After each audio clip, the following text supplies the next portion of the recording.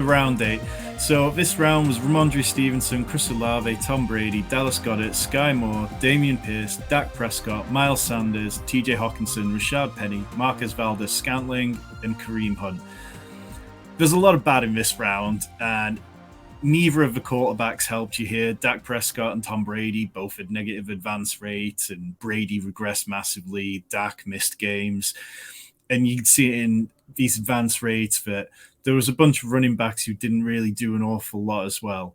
But here we go in fantasy points over expected again. There's some really heavy red there, which is not what you want to be seeing. This is a round where you want to be finding breakout players rather than players who are holding you down. And the one breakout player who really did succeed was Ramondre Stevenson, who, much like Josh Jacobs, was a real league winner, RB9 in total fantasy points, third most targets among running backs.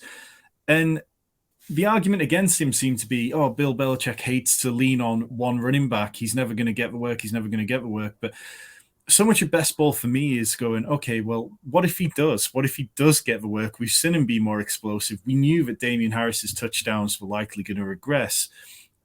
Do you think that this is something Ramondre can sustain going into 2023, or do you think it's more likely that he comes back to, even by sort of like 20, 30% of his fantasy points? Yeah, I mean, he did get, we as fans, I had so much Ramondre. I got it in pretty good getting Damian Harris, just consistently couldn't stay healthy. It seemed like he should have just been put on IR, let heal entirely at some point, but they just kept bringing him back. So that part was good, but I do think he proved that there is no reason he can't take on 18 carries, 4 targets, 5 targets a game, and they were loading him with targets. It wasn't just 4 or 5. In some of these games where clearly the offense just didn't have the downfield prowess, but was still forced to play from behind, and they'll probably be forced to play from behind next year because you're going to play the Bills multiple times, Bills, Dolphins, and Jets should be better. Jets can't be worse on offense. Just don't play Zach Wilson. He'll be so much better. So they should play some teams that can put up points once again, per usual at this point. So there should be plenty of that negative game script. Mac Jones just checking it down to good old Ramondre Stevenson. So even I don't think we'll get, if Damian Harris plays a full suite of 17 games, I don't think we'll get as many carries per game from Ramondre. They do seem that whenever Damian Harris came back, they were willing to give him upwards of a dozen touches. But I don't think you necessarily need that. I mean, it depends on where he goes. But he will be if Kareem Hunt also got a ton of carries, something like that. Or maybe if Zeke was as good as Tony Pollard type of deal, where Zeke gets way too much work for how talented he is, but he did get a decent amount of work. He scored 12 touchdowns, right? Or whatever. If he had gotten Tony Pollard level pass catching stuff too, imagine that type of role, one on the ground, one completely through the air and 1A, maybe 1A plus on the ground. When you combine that with how talented he is, I can see an argument for him being a second round-ish pick. I think maybe he's sort of like Javonte, where his median he's overpriced for. Maybe that's something I'm sort of missing. I give Ramondre this credit. I'm taking it away from Pollard, but I think maybe Pollard's a little overpriced. It's nitpicky, but where his median is overpriced. I don't think Javonte coming into the season, median projected nearly as well as some of the other third round running backs. You probably had to project him for a committee. Not sure how much pass catching work you could give him, but he's so talented that it is very reasonable to say there is a 75th percentile outcome, even 60th percentile, something that's very attainable where he goes out and just absolutely destroys. And it doesn't even have to be related to an injury in his backfield, though that also is baked in. So I think I'd be willing to bet on Ramondre at least having the potential to do this again, if not being far more likely in the upcoming season than it was going into this previous season. Yeah, and the new offensive coordinator with Bill O'Brien there should definitely be an improvement because it was hard to be any worse than what was going on there. Another player whose situation is going to change slightly should be Chris Olave. You've got to imagine that the Saints are going to bring in a different quarterback this year. This year it was really, things went from Jameis Winston to Andy Dalton, and Chris Olave seemed to be able to cope fine no matter what was going on. Towards the end of the year, he did get quite banged up, but he was the rookie wide receiver too, almost 1,000 yards, 2.25 yards per team pass attempt. And he was brilliant. He seemed like these are the kind of players I love targeting in these kind of rounds, round 8, 9, 10, just picking on those rookies who are maybe going a little under the radar compared to some of the more elite options who are on elite teams. And Do you think that Olave can build on this to be a real wide receiver one next year? We know Michael Thomas is likely out of the building. And just any kind of thoughts you've got on how Olave played this year? Yeah, he was awesome. And like you read off some of his efficiency metrics. He was so good. He was like the number one rookie in yards per route run. He was one of the better rookies in yards per route run we've seen over the past decade or so. Like, and not only that, like all of these like very just like pie in the sky spreadsheet kind of things that are good predictors, but it is kind of hard to see them materialize on the field.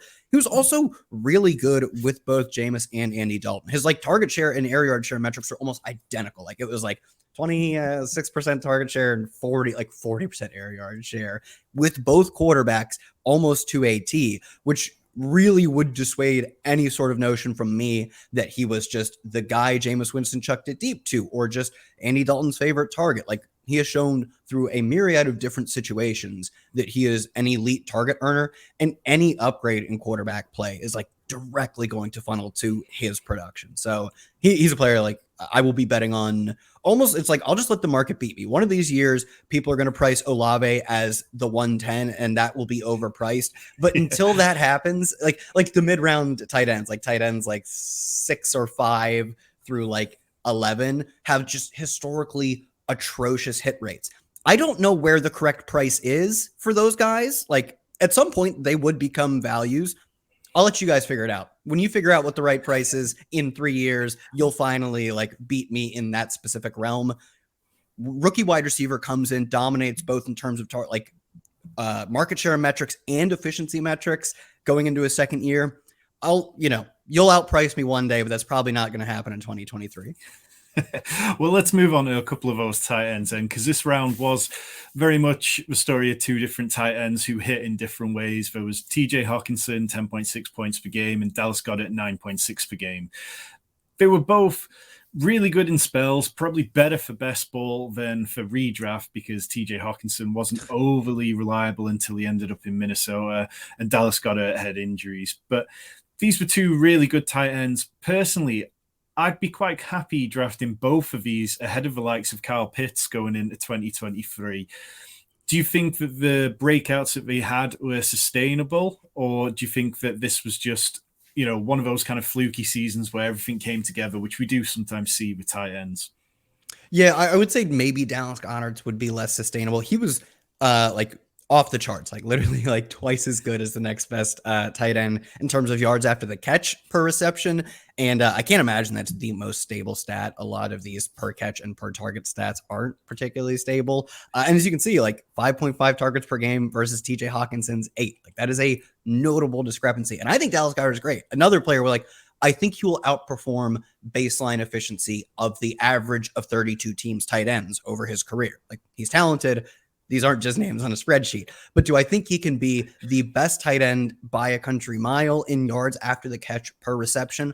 Probably not. Like he probably would need to earn a higher target share, a higher share of the team's air yards, which he earned like almost none of. They were just using him. And this is part of the reason he was really good in yards after the catch. They were just using him on screens. Like that was where so much of his work came from. So he should, based on the types of routes he was running, be good in yards after the catch, but I still don't know if he should be the best tight end by a very significant margin. So I could see his efficiency coming back. Whereas TJ Hawkinson, as soon as he stepped in this Minnesota offense, like he's just very clearly their second best receiver. Obviously, he's not listed as a receiver, but in terms of his ability to earn targets and do things with them, already instantly better than Adam Thielen, clearly better than KJ Osborne, better than throwing to the running backs. So to me, like that talent that he showed via the ability to step in, play every snap too. Like he earned a 90% snap share the day he, like his first game in Minnesota, which was hilarious. So I think I'd be more willing to bet on TJ Hawkinson, assuming they don't add like significant receiver talent, which I think they should. They really still need to address that. But if the Vikings don't go out and take like a round 1 or 2 wide receiver, Hawkinson will probably just serve as the de facto wide receiver 2 for his team once again next year. Okay, so they were guys who outplayed their ADP and they did really well for us and definitely helped teams be winning teams and get to the playoffs. Some players who weren't, though, and they're here in fantasy jail. Marcus Valdes-Scantling, 7.3 points per game. Kareem Hunt, 7.6 points per game. And Sky Moore, 3.5 points per game.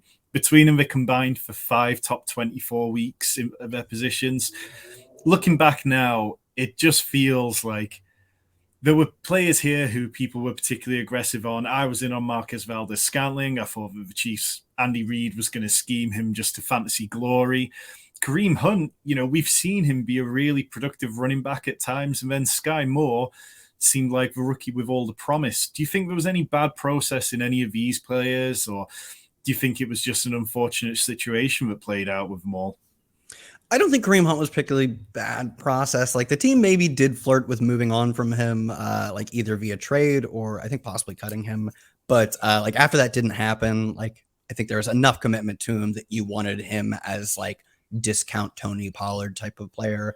Maybe like we still had him a bit over projected for his role, but like it's a bit nitpicky with MVS and Sky. Like I was saying with Devonta Smith, like I'm not as concerned with the offense because really talented receivers can make the offense better in ways that running backs can't, and they can earn themselves targets. Like targets are so much more earned at the receiver position than carries are at the running back position. Like MVS had just like never been a target earner throughout his career on a Green Bay team that was desperate for a number two, that had been funneling every single one of their touches to Devontae Adams and then no one else. Like Robert Tonyan popped up out of nowhere. Alan Lazard would pop up, but like no one was consistent. If MVS had been good, he probably would have done something more than like appear once in a box score every 6 weeks with Aaron Rodgers, back-to-back MVPs as his quarterback.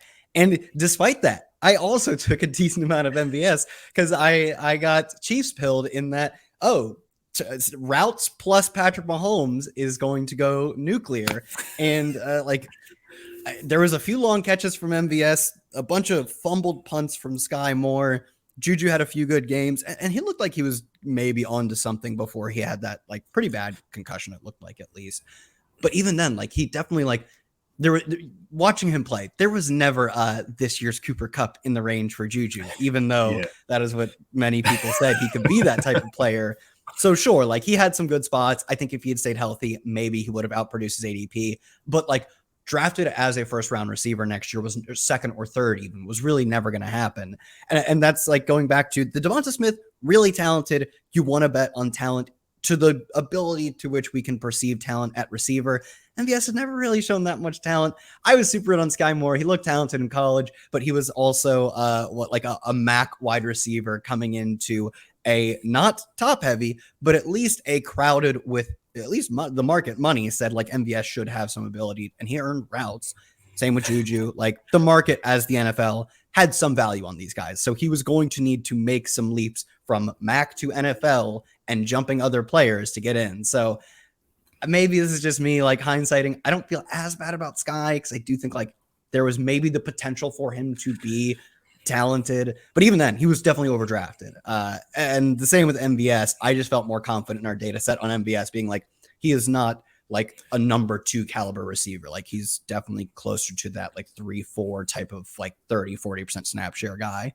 But yeah, like at receiver, as much as I think Patrick Mahomes is great, there are so many different ways for him to funnel targets to other guys. Whereas running back, like there's one running back on the field. If a run is called, he's getting it. And I should have been more personally laser focused in on, despite the fact they have Patrick Mahomes, I didn't think Juju was that good. I didn't think MVS was that good. And I drafted a lot of these guys anyways. Yeah, it was kind of like we were all making the arguments for different wide receivers in that Kansas City offense, going, oh, okay, well, this is the player, this is the player. And in the end, it just turned out to be a vast majority going to Travis Kelce, and he had an incredible season.